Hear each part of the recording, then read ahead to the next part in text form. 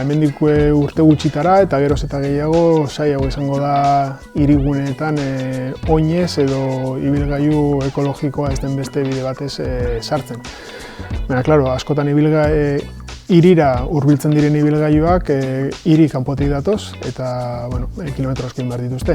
Orduan hor ibilgailu elektrikoak askotan ez dute balio, beste aukera batzuk bilatu behar dira.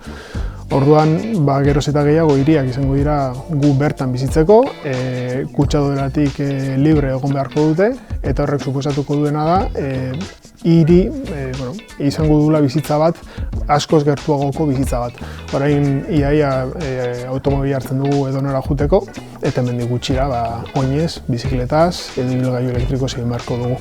Eta horrek bizitzeko daukagu modua ziurrenik asko aldatuko dugu.